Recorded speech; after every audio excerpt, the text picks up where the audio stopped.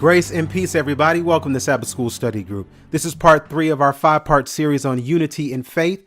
And today we're going to look at the belief of the Sabbath and how it unites us together. Before we do that, Acts 4 verse 12 is where we will find our focus verse in prayer.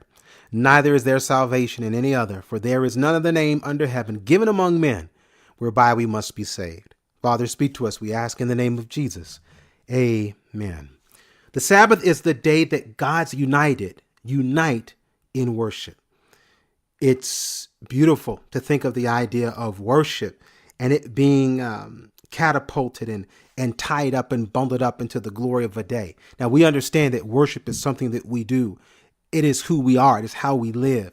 But then there's this shared experience that happens on a special time and a special day that the Lord has set aside to celebrate what has happened day by day, moment by moment with Jesus. And that's why God gave us this gift in a perfect world. And he gave it to us in Genesis chapter 2.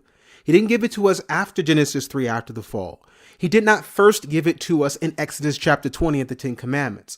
But the Sabbath was a gift given to our forefathers and foremother, Adam and Eve, to experience him in united worship. Genesis 2:1 says, "Thus the heavens and the earth were finished, and all the host of them. And on the seventh day God ended his work which he had made, and he rested on the seventh day from all his work which he had made. And God blessed the seventh day and sanctified it, because that in it he had rested from all his work which God created and made." Every Sabbath on Friday evening, sunset, my family and I, we come together and we recite this verse together to remember that this is God's gift to us in a perfect world. And it's a part of a perfect experience, a full experience with God, to celebrate with him on a weekly basis and with those who also love him. This Sabbath gift brings us together. It's what keeps us from being stratified, but it allows people who are of the same conviction, who are of the same salvation, to share their experience with each other. The Lord knew that this would be vital. It's so vital and important in our experience of unity that he even commanded now in Exodus 20. This is not the first instance. Remember, we just read it in Genesis 2. But the reason why I'm emphasizing this is not the first instance, because many people say, well, the Sabbath is just for the Jews. But the Bible makes it plain that the Sabbath is for the justified. The Sabbath is for all of us, regardless of our background, faith, or culture. It's for every single human being to enter into. Because Exodus 20 verse 8 says, "Remember the Sabbath day to keep it holy. 6 days shalt thou labor and do all thy work. But the seventh day is the Sabbath of the Lord thy God. In it thou shalt not do any work, thou, nor thy son, nor thy daughter, nor thy manservant, nor thy maidservant, nor thy cattle, nor thy stranger that is within thy gates. For in 6 days the Lord made heaven and earth, the sea, and all that is in them, and rested the seventh day. Wherefore the Lord blessed the Sabbath day and hallowed it." So who blessed what? The Lord blessed the Sabbath. It's not a day that we set aside. We have as much input and impact into controlling what the Sabbath day is as we do in controlling what day our birthday is. We have no control over that.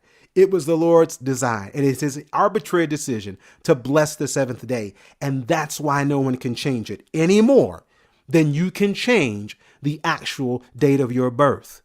So when we understand that no one can change the Sabbath, but instead we can change to worship the Sabbath, oh yeah, it's there for all of us. Because what is important about the Sabbath is not the day, but its deliverance.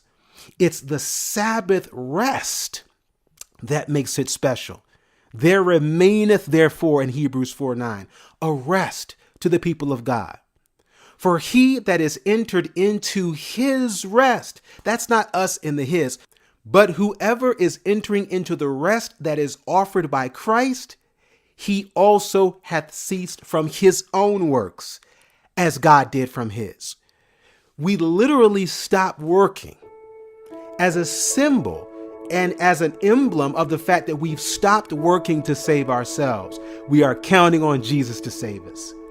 We stop working to take care of ourselves because we trust Jesus is going to take care of us.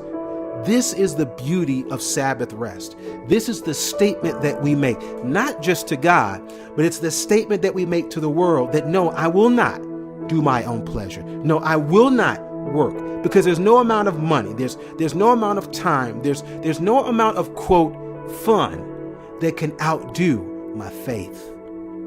That's my true joy. That's my true meaning. And that's why I give him this day. I give him 1/7 of my week, because I've given him 100% of my heart. Just like the idea of returning a faithful tithe and offering. People focus on the 10%, the 10%. When you've been born again, you don't think about the 10%. You understand about the 100% that belongs to him. And every single dime, you ask for his blessing and his guidance on where it should go. The Sabbath unites us, and it unites the united. The idea of being one of the united. We show that, we live that, we give that by spending time with him every seventh day.